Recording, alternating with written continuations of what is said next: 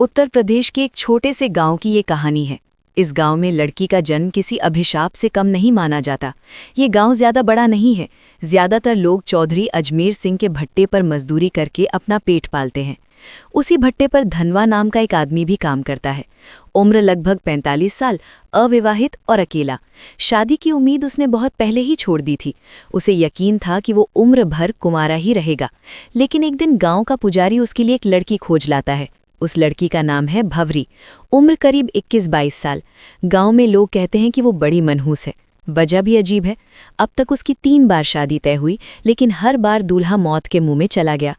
एक की मौत तो मंडप में ही हो गई, दूसरा रिश्ता कभी मुकाम तक पहुंचा ही नहीं, और तीसरा तो सबसे दर्दनाक, शादी के दिन ही दूल्हा घोड़े से गिरकर मर गया। भवरी की शादी में आए 5 खास लोग कहानी की असल परत खोलते हैं। पहला है चौधरी अजमेर सिंह, गांव का सबसे बड़ा जमींदार और रोजगारदाता। दूसरा है उसका मैनेजर सौरभ, जो पहले मजदूर था लेकिन अब चौधरी का खास गुंडा बन चुका है। मजदूरों से हफ्ता वसूली करना और उन पर दबंगई दिखाना उसका काम है। तीसरा है गांव का पंडित, धर्म के नाम पर ढोंग करना, पैसों के लिए तंत्र मंत्र रचाना और औरतों की इज्जत लूटना, यही उसका असली चरित्र है। चौथा है गांव का दुकानदार, जो उधार तो देता है लेकिन बदले में औरतों के जिस्म पर बुरी नज़र डालता है। और पांचवा, सबसे खतरनाक, गांव का डॉक्टर, जिसे लोग भगवान का रूप मानते हैं लेकिन असल में वो इंसानियत का सबसे बड़ा गुनहगार है। भवरी की शादी में चौधरी के 2 छोटे भाई दया और गोपाल भी मौजूद थे। दोनों ही अपने बड़े भाई पर गुस्सा निकाल रहे थे कि उसने धनवा की शादी इतनी जवान और खूबसूरत लड़की से कैसे होने दी। ये दोनों गांव के छटे हुए बदमाश हैं। गांव में शायद ही कोई ऐसी लड़की बची हो जिस पर उनकी गंदी नजर न पड़ी हो।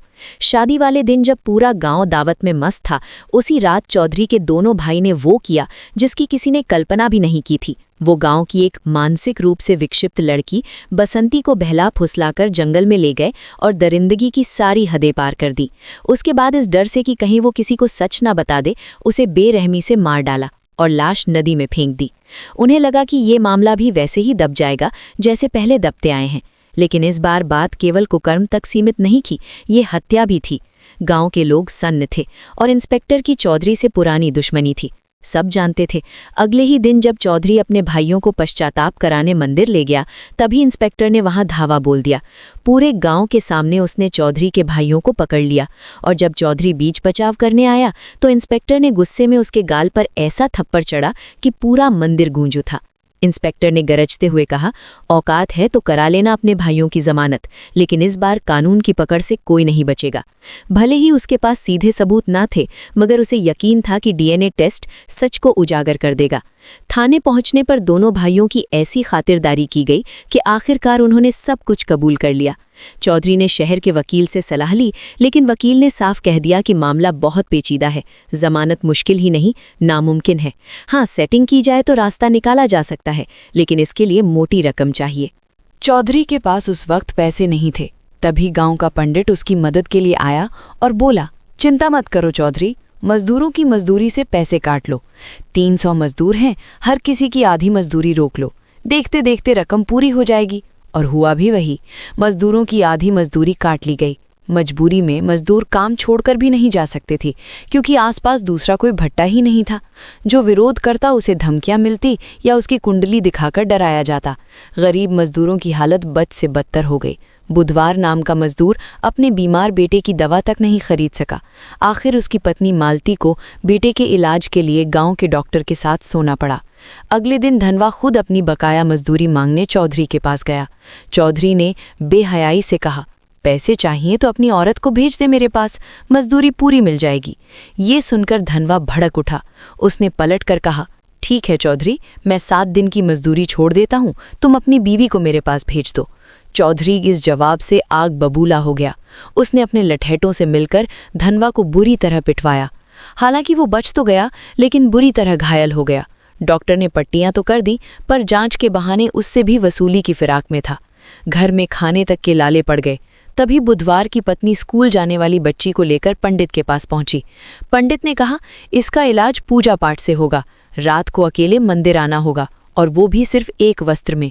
जब उसने ये बात अपने पति को बताई तो उसने गुस्से में कहा, अगर पूजा से बीमारी ठीक होती तो दुनिया में डॉक्टरों की जरूरत ही ना पड़ती। पंडित के मन में क्या गंदगी पल रही है मैं सब समझता हूँ। इस ढकोसले में मत पड़ना, बच्चा अपने आप ठीक हो जाएगा। उस रात पुजारी देर तक मंदिर में इंतजार करता रहा। गांव के लाला ने ये देखकर पंडित का मजाक उड़ाया। पंडित तिलमिला उठा। ये सुनकर डॉक्टर ने ठंडी सांस भरते हुए कहा, चिंता मत करो, अब देखना मैं क्या करता हूँ। अगले दिन डॉक्टर ने चौधरी की मदद से पंचायत बुलाई। पूरे गांव के सामने उसने हाथ में एक मेडिकल रिपोर्ट लहराई और बोला, गांव में महामारी फैलने वाली है और इस बीमारी का कारण है धनवा। लोग सन्न रह गए। बीमारी का नाम किसी ने सुना नहीं था, लेकिन रिपोर्ट देखकर सभी डर गए। गांव अनपढ़ और अंधविश्वासी था, इसलिए डॉक्टर और चौधरी का झूठ आसानी से सच मान लिया गया। भीड़ में खुसुर फुसुर होने लगी। नतीजा यही निकला कि धनवा को गांव से बाहर निकाल दिया गया। बेचारा धनवा गांव के बाहर एक टूटी फूटी झोपड़ी बनाकर रहने लगा। उसने भवरी को भी खुद से दूर कर दिया ताकि उसे भी ये बीमारी ना लग जाए। भवरी अकेली पड़ गई। गांव में अब उसके लिए जीना और भी मुश्किल हो गया। काम की तलाश में उसने चौधरी के भट्टे का रुख किया, लेकिन वहां उसकी जिंदगी नरक से भी बदतर थी। मजदूरों और लठैतों की नज़रें उसके जिस्म पर गिद्ध की तरह टिकी रहती। इसी दौरान मुंबई से एक जवान लड़का गांव आया। वो मजदूरों की हालत पर डॉक्यूमेंट्री बना रहा था। उसकी देखभाल का जिम्मा भवरी को दिया गया। खाना पकाना, सफाई करना। शूटिंग पूरी होने के दिन मूसलाधार बारिश हो रही थी। लड़के को छोड़ने जाते वक्त रास्ते में दोनों भीग गए और अंधेरे में एक दूसरे से लिपट गए। भवरी को लगा कि ये पल किसी ने नहीं देखा, लेकिन सोरेन के आदमी ने उन्हें रंगे हाथों देख लिया। अगले ही दिन ये खबर आग की तरह गांव में फैल गई। पांचों बड़े रसूखदार बौखला गए।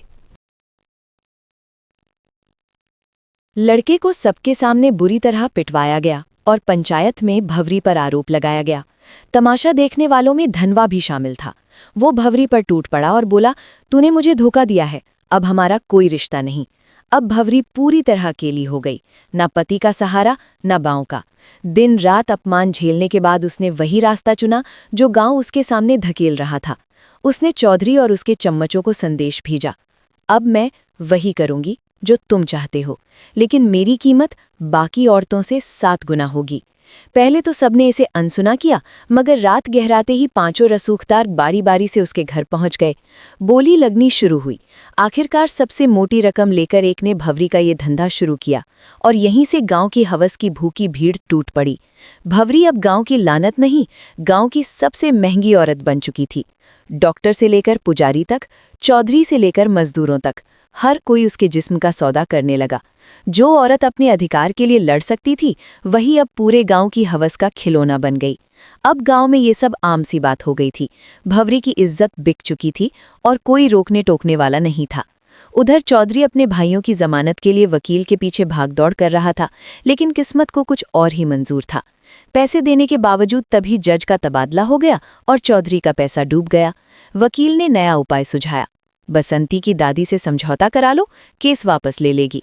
चौधरी भारी मन से दादी के पास पहुंचा, मगर वहां उसे ऐसा सच सुनने को मिला जिसने उसकी रूह तक हिला दी। दादी ने कहा, बसंती तेरी ही बेटी थी। चौधरी का दिल धक से रह गया। असल में सालों पहले उसका एक अवैध रिश्ता था और उसी से बसंती पैदा हुई थी। वो भले ही दिमागी तौर पर कमजोर थी, लेकिन खून तो चौधरी का ही था। ये सच्चाई जानकर चौधरी भीतर से टूट गया। गहरी खामोशी और तनाव ने उसकी आत्मा को ही घेर लियो। वो किसी से बात नहीं करता, हर वक्त गुमसुम बैठा रहता और आखिरकार मानसिक दबाव से उसकी मौत हो गई। किसी को समझ ही नहीं आया कि चौधरी जैसे ताकतवर आदमी का अंत ऐसे कैसे हो गया। लेकिन चौधरी की मौत के बाद भी गांव की गंदगी बंद नहीं हुई। इसी बीच डॉक्टर की बेटी भी बीमार पड़ गई। गुपचुप इलाज कराने पर पता चला कि उसे एड्स हो गया है। गुस्से में डॉक्टर उसे मारता पीटता रहा और पूछता रहा कि किससे मुंह काला किया। लड़की ने बताया कि उसका अफेयर डॉक्टर के असिस्टेंट मनु से था। जब मनु की पिटाई हुई तो उसने कबूल किया कि वो भवरी के पास भी जाता था। ये नाम सुनते ही डॉक्टर का चेहरा जर्द पड़ गया। उसे याद आया कि वो भी भवरी के पास कई बार जा चुका है, यानी कि भवरी अब मौत की वजह बन चुकी थी। धीरे धीरे पूरे गांव में मौतों का सिलसिला शुरू हो गया। औरतें हों या मर्द, सबकी हालत बिगड़ने लगी। जब मीडिया तक ये खबर पहुंची कि गांव में महामारी फैल रही है, तब 100 से ज्यादा शवों की जांच की गई। रिपोर्ट सामने आई तो एड्स का पता चला। गांव में हाहाकार मच गया। अब लोग किसे दोष दें? सबकी उंगलियां धनवा की तरफ उठी, क्योंकि वही था जिसे सालों पहले एड्स की बीमारी हुई थी। गुस्साए गांव वाले उसे पीट पीट कर थाने ले गए, लेकिन जब उसका खून टेस्ट हुआ तो सच्चाई सबके सामने आई। धनवा को कभी बीमारी थी ही नहीं। असल में डॉक्टर ने पंचायत में झूठी रिपोर्ट दिखाई थी। असली बीमारी भवरी तक पहुंची थी उस मुंबई वाले लड़के से जो डॉक्यूमेंट्री शूट करने आया था। वहीं से ये जहर पूरे गांव में फैल गया। अब गांव वालों का गुस्सा फट पड़ा। सच्चाई जानकर उन्होंने डॉक्टर, लाला, पंडित और सुरेन को घेर लिया। पुलिस ने भी आंखें मूंद ली और उस दिन पूरा गांव भेड़ियों की तरह उन पर टूट पड़ा। उन्हें इतना मारा गया कि वहीं तड़प तड़प कर उनकी मौत हो गई। उधर धनवा को जब ये पता चला कि भवरी भी उसी बीमारी की चपेट में है तो वो उसे आखिरी बार देखने गया, लेकिन तब तक भवरी की मौत हो चुकी थी। धनवा ने भारी दिल से उसकी चिता सजाई और पूरे सम्मान के साथ अंतिम विदाई दी। ये पूरी कहानी यही बताती है कि अपने कर्मों से कोई नहीं बच सकता। जो जैसा बोता है वैसा ही काटता है।